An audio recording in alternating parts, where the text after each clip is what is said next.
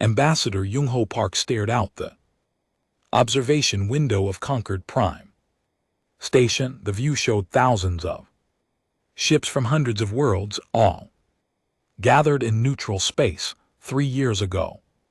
Humanity didn't even know aliens existed. Now they were here, invited to join the oldest political organization in the known galaxy. Commander Hana Choi stood beside him, her military uniform crisp and formal. She didn't share his wonder. Her eyes tracked the patrol patterns of alien warships with professional interest. Dr. Minyu Kang sat at a nearby console, scrolling through historical documents the council had provided. His face grew more troubled with each page. We should feel honored, Junho said, though his voice carried doubt.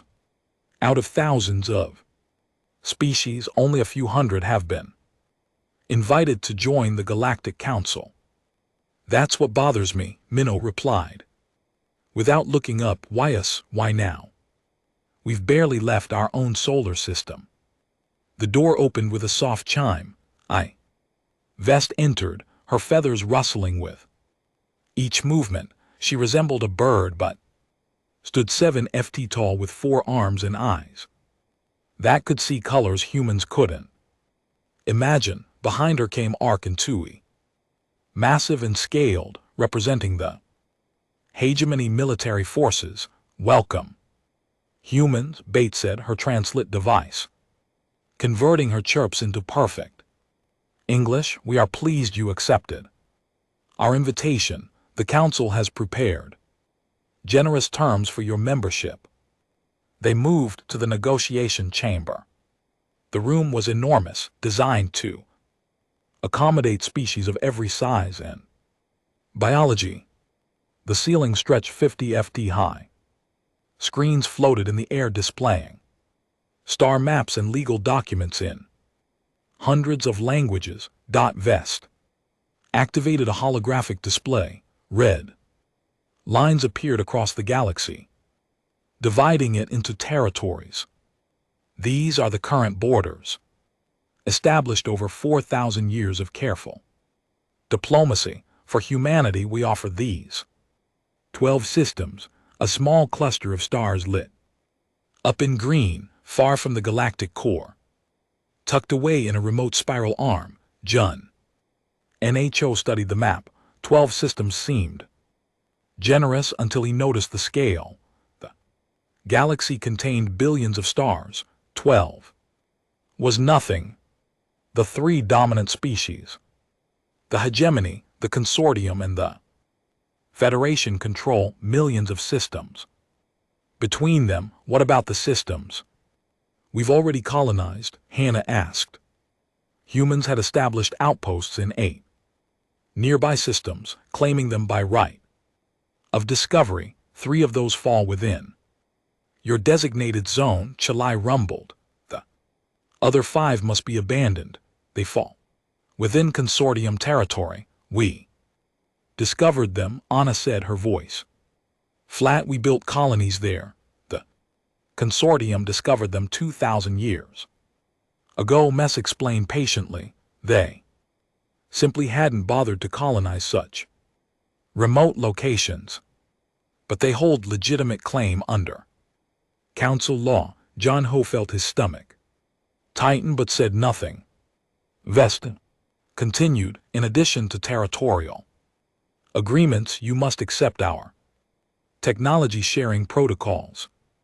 Another document appeared. Janho read through it quickly. Humanity would share all research and discoveries with the council. In return, they would receive access to certain approved alien technologies. The list of what humans must share was extensive. The list of what they might receive was vague. Your military forces must also comply with council regulations. Chile added, no member species may maintain more than 50 warships. All vessels must be registered and subject to random inspections. 50.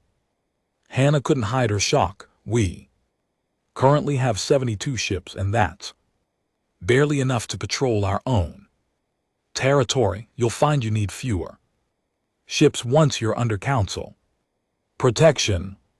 July said it might have been meant as reassurance, but it sounded like a threat.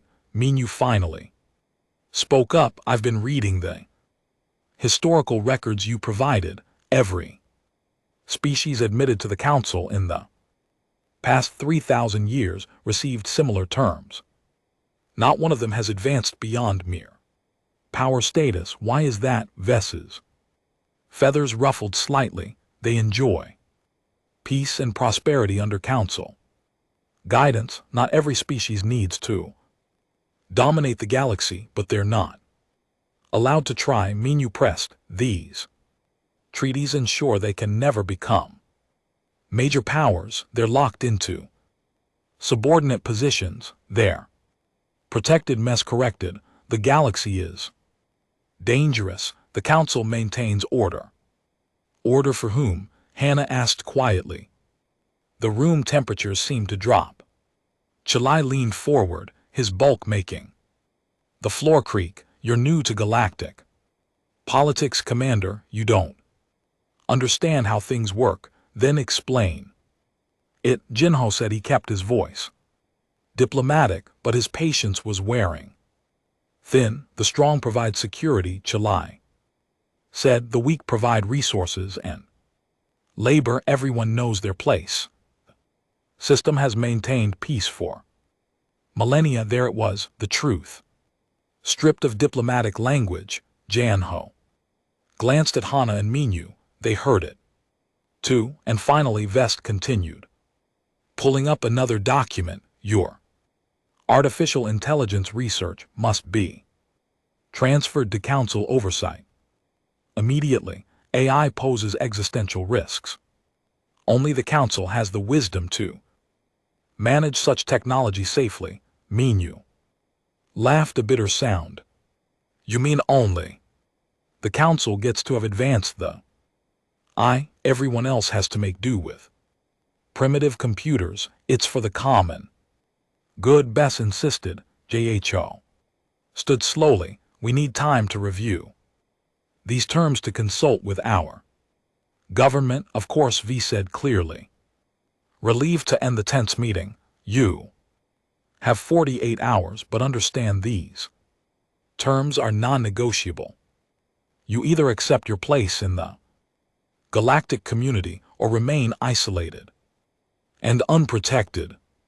After the aliens left, the three humans sat in silence. Finally, Hana spoke. They're not offering us membership. They're offering us slavery with better decorations. Every junior species accepted these terms, Minyu said, and every one of them is still junior, still weak, still controlled. The system is designed to keep them down. Junho looked at the star map still floating in the air. 12 systems, 50 ships, no advanced technology, no independence, no future. What happens if we say no? He asked. I don't think anyone has said no in a very long time, Mina replied. I need to research what happened to those who did, and I need to run tactical scenarios, Hana added, just in case. Janho nodded. We meet back here in 12 hours and we tell no one what we're thinking. Not yet. They had come to the stars dreaming of partnership and exploration. Instead, they found an empire disguised as a council, offering chains disguised as gifts. In 48 hours, humanity would have to choose, accept comfortable subjugation or face the unknown consequences of refusal. For the first time since arriving at Concord Prime, Janho smiled.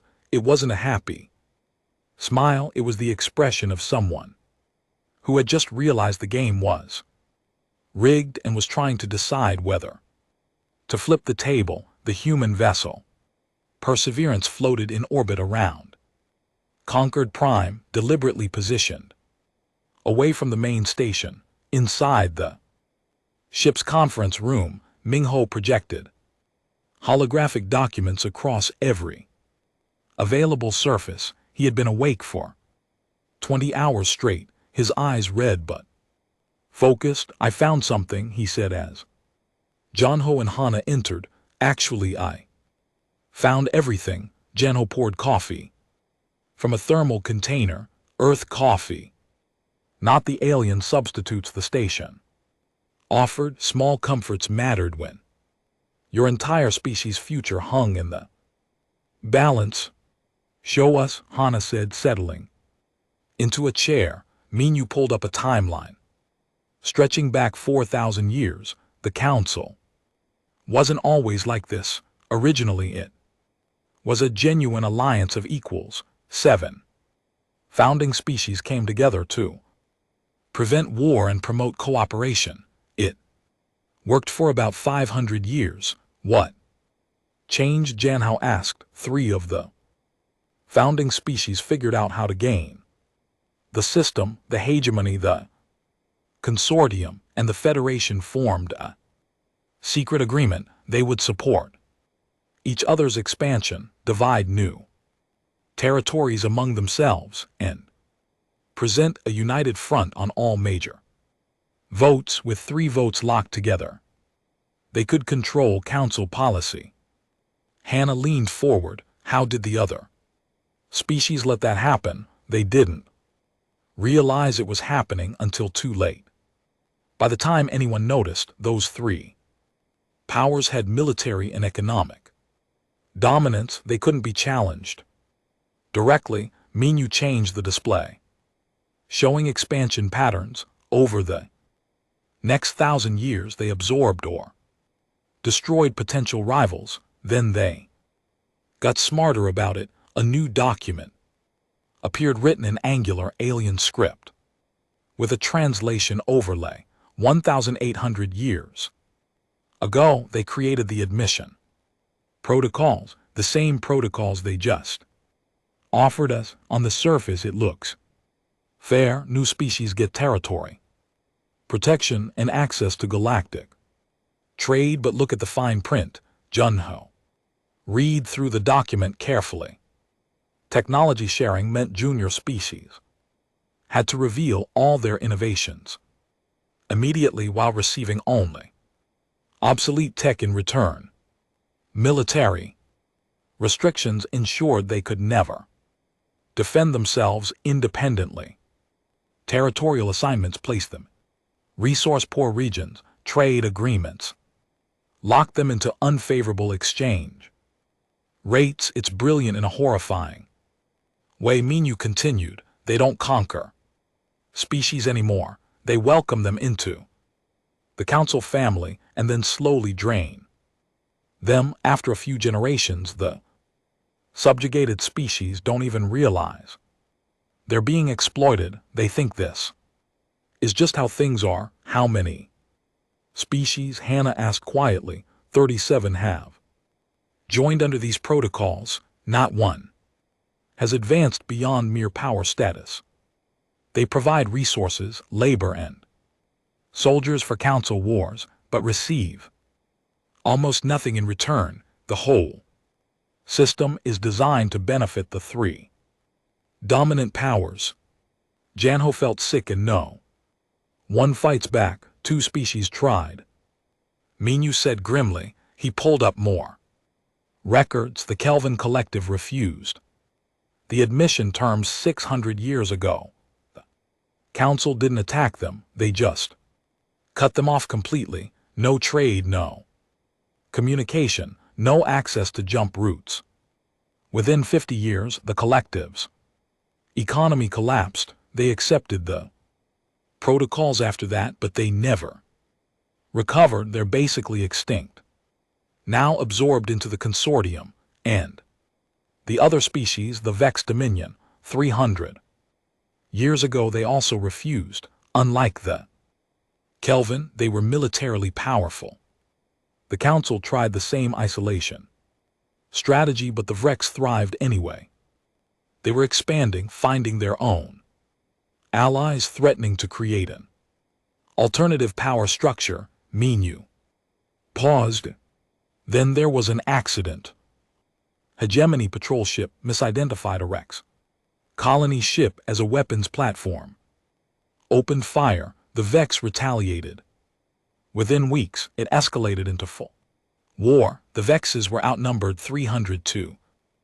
Let me guess, Hana said they. Official records call it a tragic misunderstanding. Exactly, and technically it might have been, but it was a very convenient misunderstanding.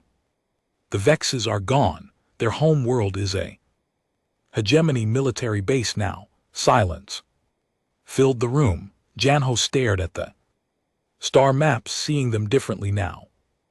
Not a community of civilizations, but a carefully maintained system of control.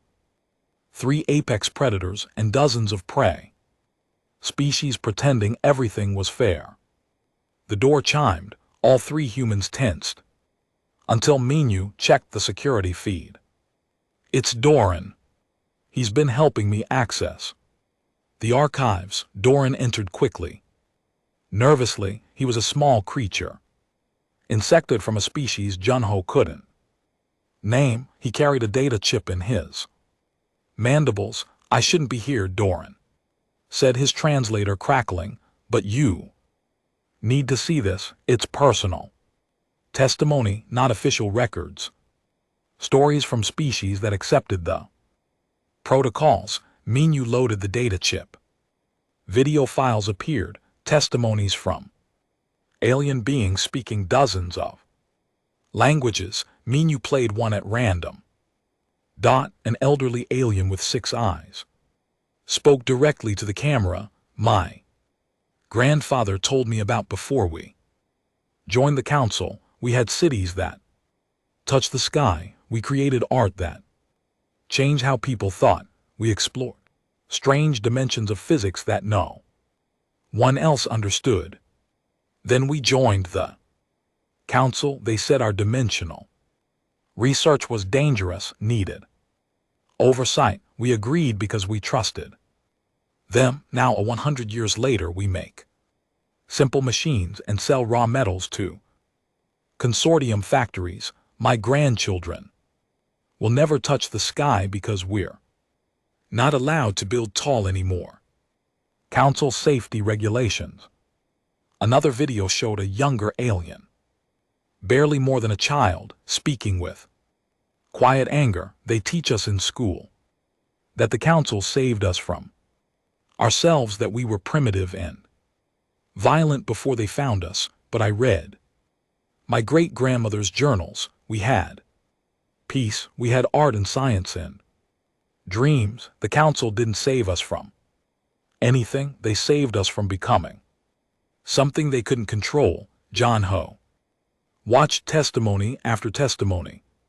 Different species, same story. Pride crushed, potential limited, future stolen, all wrapped in the language of protection and partnership. Why are you showing us this? Junho asked Doran.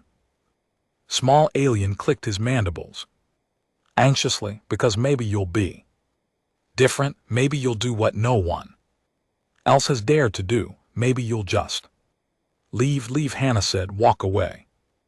Don't accept the terms. Don't let them isolate you or trick you into war. Just leave and survive on your own. It's what we all wish we'd done. The council won't let us, Janho said. They can't stop you from leaving. Doran replied. There's no law against refusing membership. They'll threaten you. They'll try to make you afraid. But if you just go quietly and quickly, they won't know how to respond.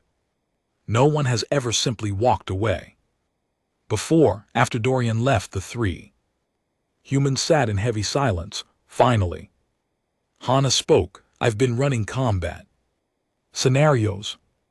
We can't win a direct war, not against 3 galactic superpowers, but she pulled up tactical displays. Their military is designed to overwhelm and occupy, not to chase quick-moving Targets if we fortify our core systems.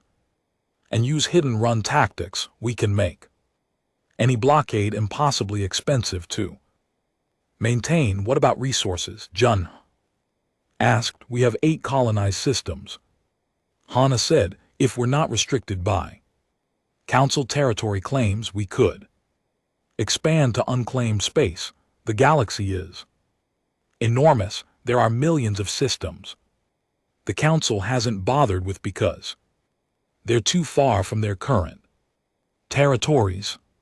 Minyu nodded slowly, and without Council oversight, we could develop our technology freely. We'd be years behind now, but we wouldn't stay behind forever. Jono stood and walked to the viewport outside Concord Prime. Glittered with lights from 100 worlds. It looked beautiful, it looked peaceful. It looked like everything humanity had dreamed of finding among the stars, but it was a trap. If we say no, Junho said. Quietly, we'll be alone, truly alone. No allies, no trade partners, no backup. Just humanity against the galaxy. We've been alone before, Hana replied. For 100,000 years, we thought we were the only intelligent life in the universe. We survived, we thrived. That's different. We didn't know what we were missing. No, Minyu said, standing as well. What's different is now we know the cost of accepting help from the powerful. Our ancestors didn't have to choose between freedom and security. We do, and I think I know what they would choose. Junho closed his eyes, feeling the weight of the decision in his pocket. His personal communicator connected him to Earth, to the billions of humans waiting to hear whether they'd been accepted into the galactic community. He pulled out the communicator and began composing a message, not a report, a recommendation. We're going to walk away, Juno said, and we're going to make them watch. The grand negotiation chamber of Concord Prime had never been so full. Representatives from 47 galactic species filled the tiered seating, their varied forms creating a bizarre menagerie of life. Word had spread that the humans would give their answer today. Most expected a simple acceptance ceremony, followed by the traditional welcoming feast. Ambassador Yunji Nam sat behind Janho, her hands clasped tightly in her lap. She was Janho's deputy, chosen for her diplomatic skills and her careful nature. She had argued against whatever plan Janho was forming. We need allies, she had insisted. We can't survive alone. But Junho had overruled her with Hana and Minyu's support. High Mediator Vess stood at the center podium, her feathers arranged in formal patterns. We gather today to welcome humanity into the Galactic Council. Ambassador John Ho Park will now present his government's decision. John Ho walked to the podium. Slowly, deliberately. He carried no notes, no data chips, just himself and the weight of his species' future. He looked up at the assembled aliens, seeing curiosity, boredom, and some faces. Hope. High Council members, representatives of the galactic community. Junho began, his voice clear and steady. 3 days ago, my team and I arrived here, honored by your invitation. Humanity has dreamed of this moment since we first looked up at the stars. Vess's feathers rustled with satisfaction. This sounded like the beginning of an acceptance speech. We reviewed your terms carefully, Jinho continued. The territorial assignments, the technology sharing protocols, the military restrictions, the oversight of our research. We studied every detail. And Arkham rumbled from his seat. We declined, Jono said simply. The chamber erupted not in anger but in confusion. Aliens turned to each other, translators struggling to keep up with. Dozens of conversations happening simultaneously. Several species had to have the word. Decline explained to them in their native languages, as if the concept itself didn't exist in their vocabulary. Vess's feathers stood on end, a sign of distress. I'm sorry, Ambassador, perhaps. There was a translation error. You decline what specifically? Some clause in the agreement. We decline. All of it, Junho said. We reject membership in the Galactic Council under these terms. Complete silence fell over the chamber. This wasn't confusion anymore. This was shock. Chalai stood, his massive form dominating the room. You cannot decline. These are the most generous terms offered to any new species in 1,000 years. Generous. For whom? Jinho asked calmly. You offer us 12 systems when we've already colonized 8. You demand we share all our technology while receiving only obsolete systems in return. You limit our military to 50 ships while you maintain millions. You want to control our artificial intelligence research. In exchange, you offer us protection from threats you won't name in partnership in a system where we'll never have real power. You're inexperienced, Vess said, a voice taking on a condescending tone. You don't understand galactic realities. Without council protection, you'll be vulnerable to pirates, raiders, hostile species. You need us, do we? Menu stood, activating a holographic display. Because according to your own records, piracy has increased 300% in council space over the past century. The hostile species you mention are mostly junior council members trying to survive under your economic restrictions, and the greatest threat to new space-faring species seems to be the council itself. Gasps rippled through the chamber. Several junior species representatives looked at each other with recognition in their eyes. How dare you? Chalai began. But Junho cut him off. We dare because we've studied history. We know what happened to the Kelvin Collective when they refused isolation until they collapsed. We know about the Vrex Dominion and the very convenient misunderstanding that led to their extinction. We know the truth about your admission protocols. Lies. Vess snapped, her composure cracking. The council has maintained peace for 4,000 years. Peace for you, Hana said, standing beside Janho. Subjugation for everyone else. You don't create partnerships, you create dependencies. Every species that accepts your terms becomes permanently inferior, locked into providing resources and labor for the 3 dominant powers. Chalai's scales flushed dark red, a sign of rage. If you reject our protection, you reject our goodwill. We cannot be responsible for what happens to species that refuse to join civilized society. Is that threat? Jano asked quietly. It's reality, Chili said. The galaxy is dangerous. Without all eyes, you won't survive. Janho nodded slowly. Then he did something no one expected. He smiled. Commander Choi, would you please share what we found? Hannah activated her own display. Video feeds appeared, showing the testimony they'd gathered. Aliens from dozens of junior species, speaking about what they'd lost, what they'd given up, what they'd been promised versus what they'd received.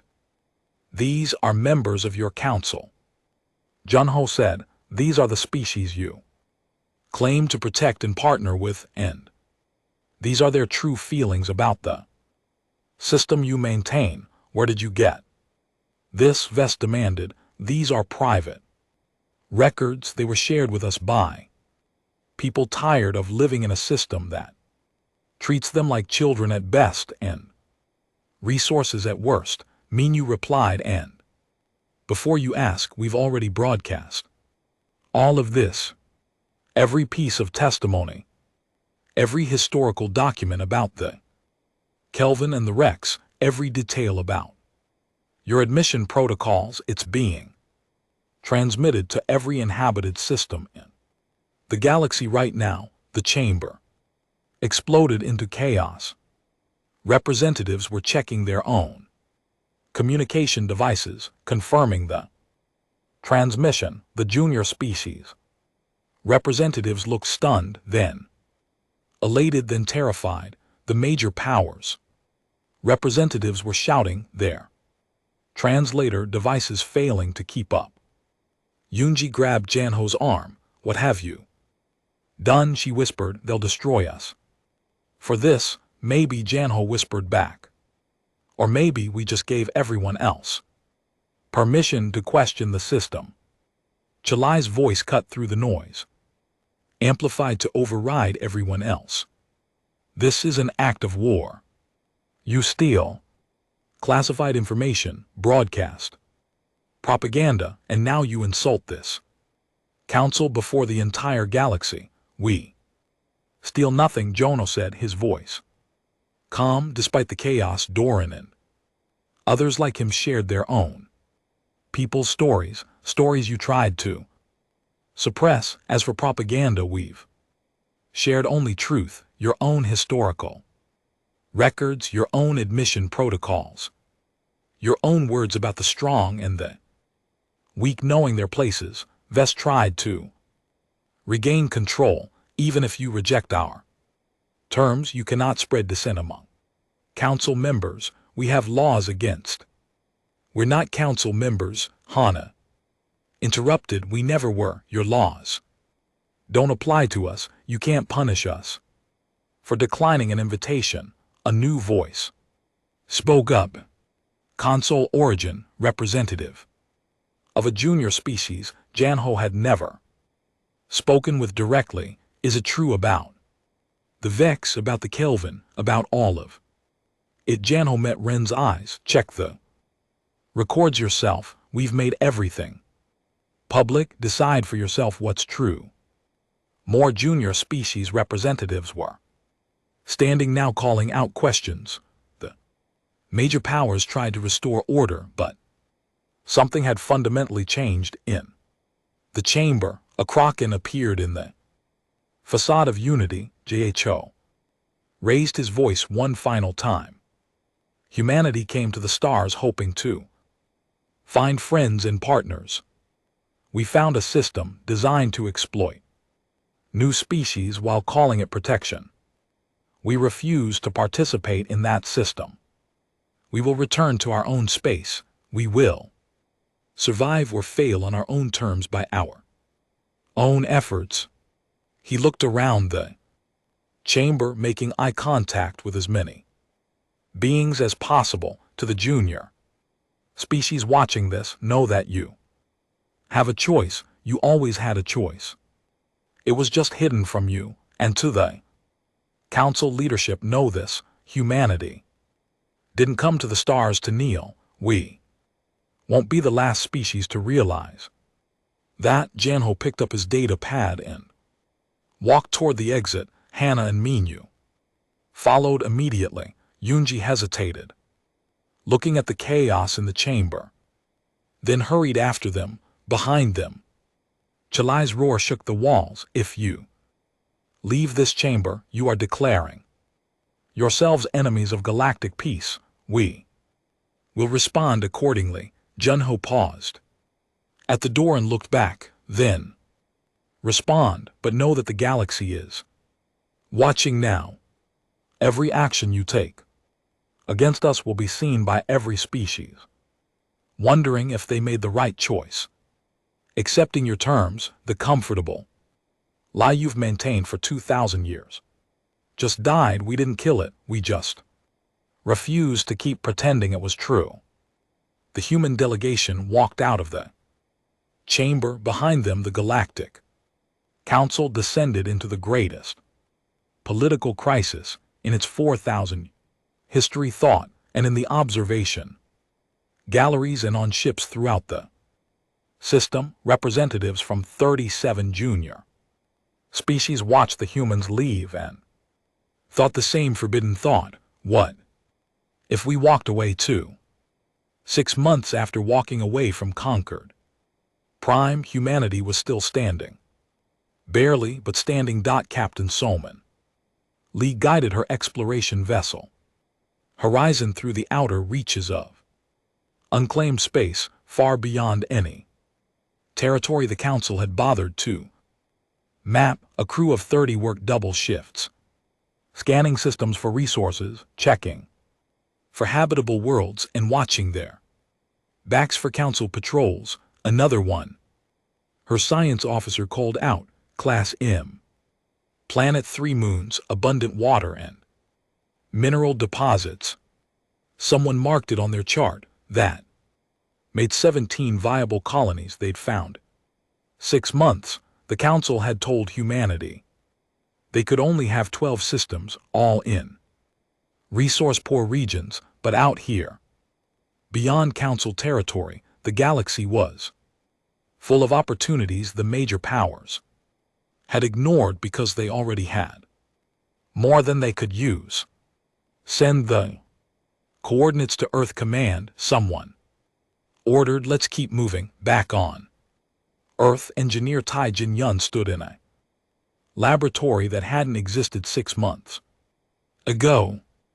Around him, scientists worked frantically on projects the Council had forbidden: advanced artificial intelligence, quantum communications that couldn't be intercepted, weapon systems designed specifically to counter Council technology. How's the drive research coming? Jono asked, entering the lab. He'd returned to Earth to coordinate the resistance effort, though he still wasn't sure if that's what they should call it. Fast, Tyan said, pulling up display without Council oversight. We're making breakthroughs every week. Remember how they said their jump drive technology was the most efficient possible? They lied. Or maybe they believed it themselves because they haven't innovated in centuries. We already improved efficiency by 18%. How long until we can produce it at scale? 3 months, maybe 4. The problem isn't the technology anymore, it's resources. We need materials the Council controls. We're working on it, John said. Captain's man has found several systems with what we need. We just have to get there before the Council realizes what we're doing. Ton grinned. They still think we're going to collapse any day now. They don't understand that humans are really good at surviving when people say we can't. Across the galaxy, the Council was indeed expecting humanity's collapse, but something else was collapsing instead. High Mediator Vest sat in an emergency session with the Council's senior leadership. The news was all bad. 4 more species have formally withdrawn from Council treaties. A consortium representative reported they're citing the human precedent, as they're calling it. They want to renegotiate their membership terms as equals. Deny them, Chalai growled. Make an example, isolate them, as we did the Kelvin. We tried that with the Doctor. Another voice replied. They're trading directly with humans now. They're getting raw materials in exchange for manufactured goods. Both species benefit. The isolation doesn't work if someone's willing to break it. Vess's feathers grouped. How many species are trading with humans? 7. That we know of. Probably more doing it secretly. The humans are offering fair exchange rates, better than Council rates in many cases. They can't afford to exploit anyone even if they wanted To this is disaster, Vest said we can't maintain the system if species start trading outside council channels, then we use military force, Chalai insisted. Blockade human space, cut them off. Completely we tried, a military advisor reported it's not working, human ships are fast and they use guerrilla tactics. We destroyed 3 of their vessels last month, they destroyed 11 of ours. The cost-to-benefit ratio is unsustainable. We lose a cruiser, it takes years to replace, they lose a destroyer, they've built 2 more by the time we filed the paperwork. How is that possible? Vest demanded. They're not using our bureaucratic systems. No committees, no oversight boards, no approval processes. Through 7 layers of administration, they identify a need, design a solution, and implement it. They're operating like a species at war. They are at war, Chile said with us. No, a quiet voice said. Consul Archin, who had rarely spoken in council sessions before, stood up. They're not at war with us, they're just refusing to be controlled by us. There's a difference, Council Arjun Vest said. Warningly, your species benefits from council protection. Do we? Ryan asked. Because I've been reviewing our trade agreements. In the 200 years since we joined the council, we've exported 17 trillion credits worth of resources. We've imported 3 trillion credits worth of goods. Where did the other 14 trillion go? Silence fell over the chamber. Administrative fees. Consortium representative said quickly. Transport costs, security provisions, 14 trillion in fees, Arishan said too. Protect us from what exactly? We've had no external threats in 2 centuries.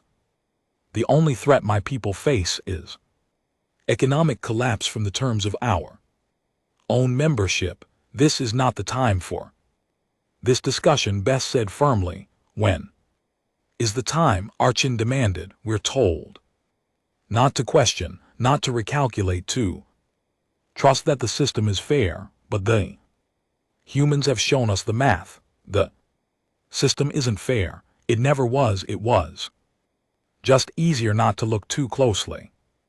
More junior species representatives were standing now, emboldened by Ren's words. My people have been junior members for 300 years, one said. When do we become equal partners? Mine for 400 years. Another added, we were told technology sharing would bring us prosperity. Instead, we make parts for hegemony factories at prices they set. The session devolved into chaos. Vess ended it early, but the damage was done. The questions had been asked. Math had been shown. The comfortable lie was falling apart in a secure chamber. Far from the public galleries, the leadership of the 3 major powers met. Alone, we're losing control, Federation Admiral said. 6 months ago, the junior species were content. Now, they're demanding renegotiation. The humans did this. The humans revealed what was already true, Chalai admitted. Grudgingly, we assumed no one would dare calculate the real costs. We assumed wrong. What if we negotiate? Consortium diplomats suggested. Offer the junior species better terms, restore stability. If we do that, we admit the old terms were unfair. The Federation Admiral replied, we legitimize human criticism. Every species will demand renegotiation. The entire power structure collapses. It's collapsing anyway, Chalai said. At least if we negotiate, we might maintain some influence. Vass shook her head. Moment we negotiate with equals, we are no longer dominant. That's the truth. The humans forced us to face the system only works if everyone believes they need us more than we need them. Once they realize it's the opposite, we have nothing outside that secure chamber. Change was accelerating, the species trading with humanity found there. Economies improving, the restrictions that had seemed necessary now seemed arbitrary. Why couldn't they trade with whoever offered the best prices? Why couldn't they develop their own advanced technology? Why did they need council approval for every decision? Doran, the small alien who had helped Jonah, was no longer hiding. He had started what he called the Free Exchange Network, connecting species that wanted to trade. Outside council oversight, hundreds of species signed up in the first month, thousands by the third month. Back on Earth, Admiral Hannah Choi reviewed the tactical situation with her staff. The council blockade has withdrawn from 7 sectors. An officer reported it's too expensive for them to maintain. They're consolidating around their core territories. That gives us room to expand, Hot said, marking systems on a map. Captain Sman has identified 31 systems suitable for colonization.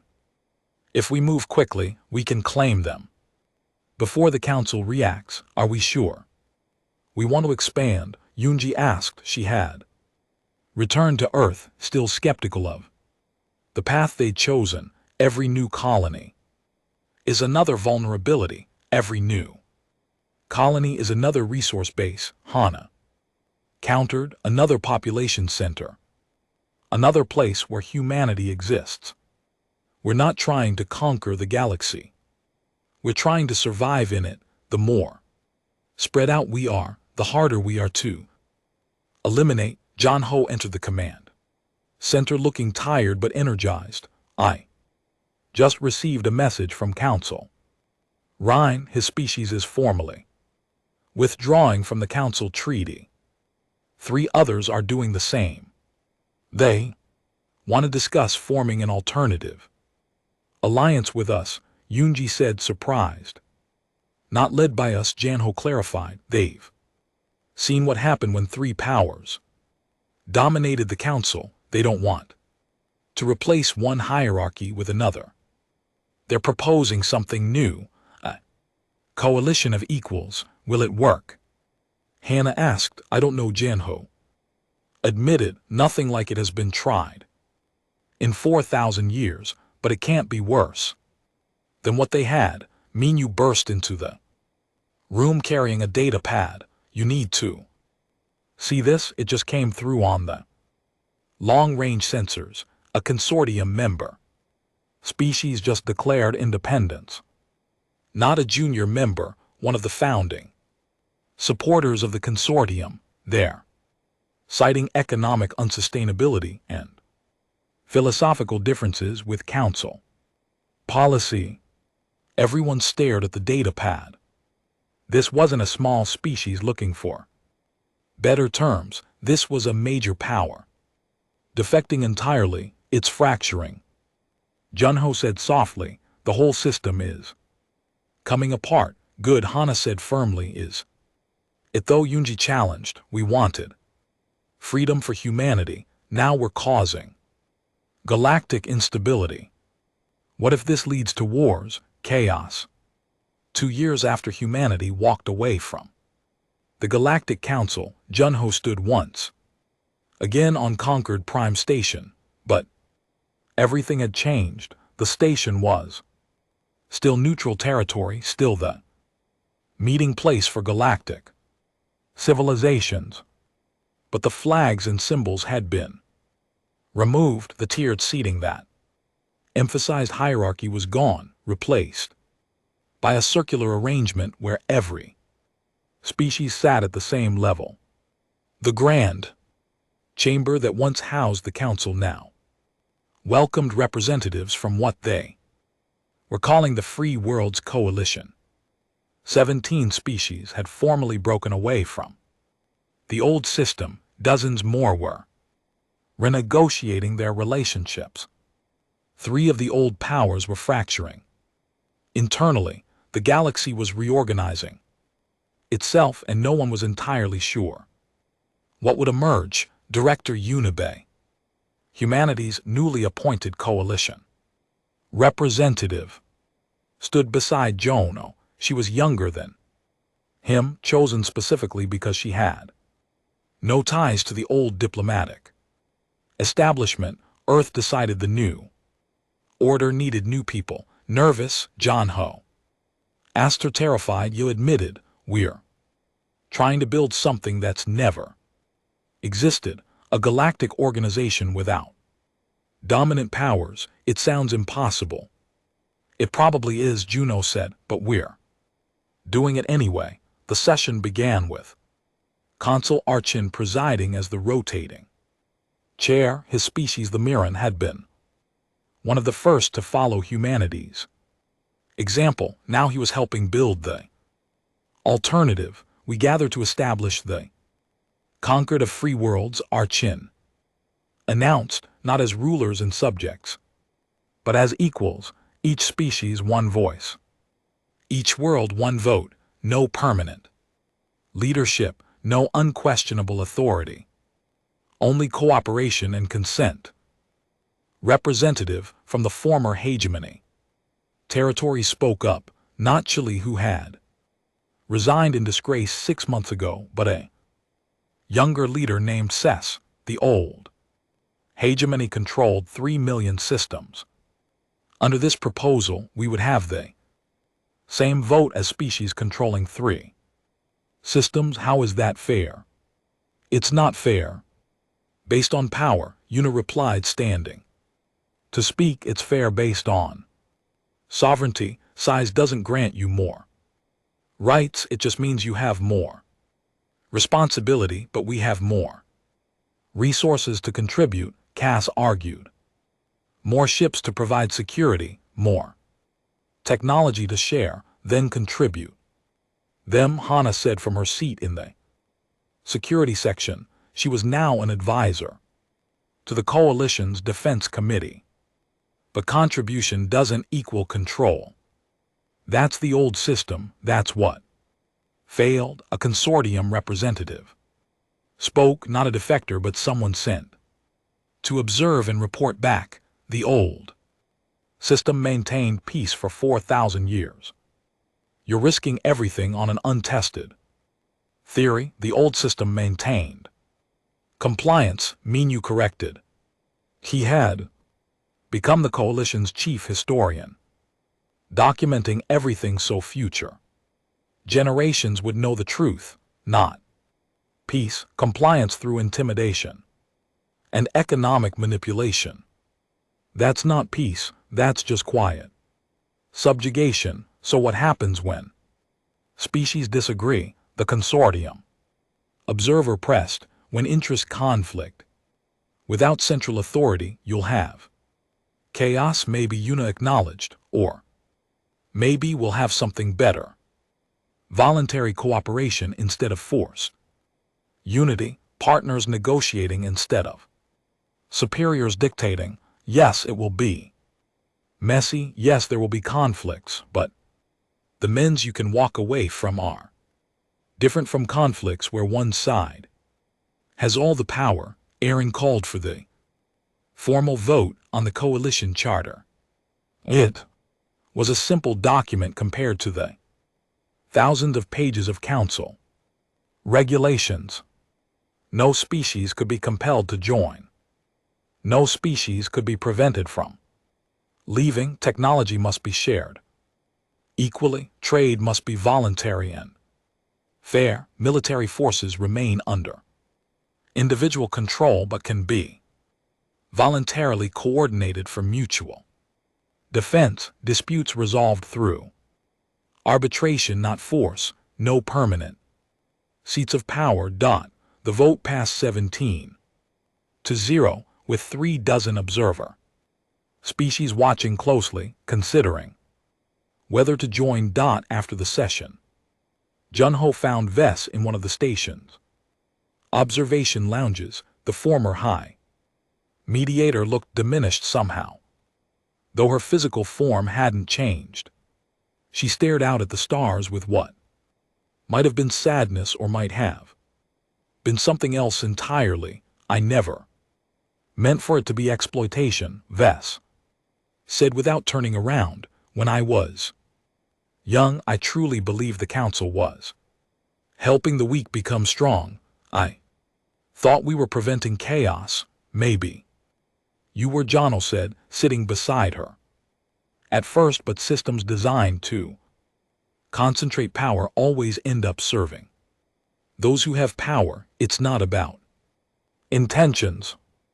It's about structure. We did maintain peace, Vess insisted, but her voice lacked conviction. You maintain the absence of open conflict, Junho corrected gently. That's not the same as peace. Peace isn't just the lack of war.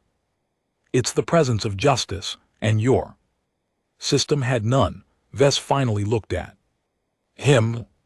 Will your coalition be different, or will it eventually become what we became? Honestly, I don't know, Janho admitted. Probably somewhere along the way, some species will try to dominate.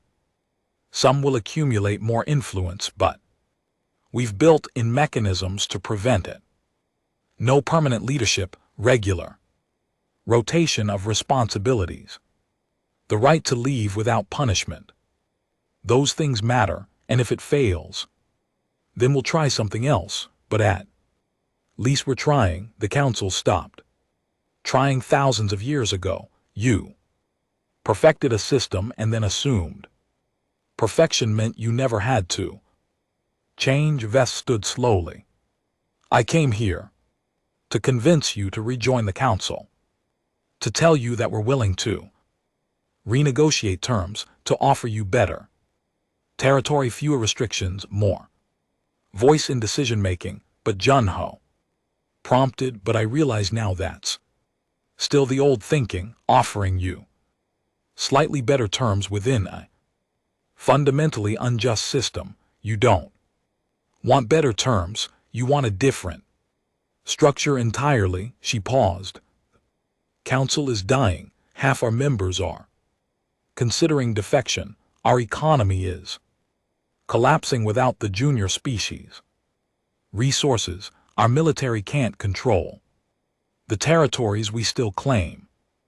Everything is falling apart. I'm sorry, Jono said, and meant it. Don't be, Vess replied. You showed us the truth. We refuse to see. What we do with that truth is our responsibility, not yours. She moved toward the door, then paused. For what it's worth, I hope your coalition succeeds. I hope you build something better than what we had. Because if you don't, the galaxy will descend into the very chaos we created the council to prevent, and that will be your fault. After she left, Yuna found Junho in the lounge. The trail compact just applied for coalition membership. She reported that's the 18 species, and we have inquiries from 7 more. What about the major powers? The G-Mani is fragmenting. 3 sectors have declared autonomy. The consortium is trying to hold together through economic incentives, but it's not working. The Federation is being quiet, which worries me. They're planning something. Janho nodded. The old powers won't go down without fighting. Not all of them. Are we ready for that fight? No, Janho admitted, but we're ready to survive it. That's the advantage of distributed power. They can hurt us, but they can't kill us. We don't have a single capital to target, a single leadership to threaten, a single point of failure. We're everywhere and nowhere. Yuna smiled slightly. That's very human of you. What is turning weakness into strategy? We're small, so we move fast.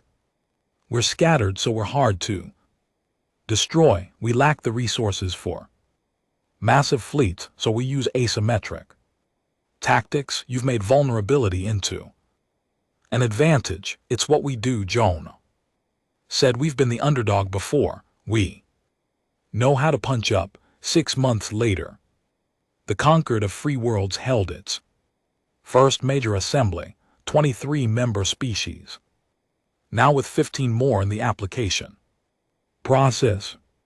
They gathered not on Concord Prime, which was too associated with the old council, but on a new station they'd built together in neutral space.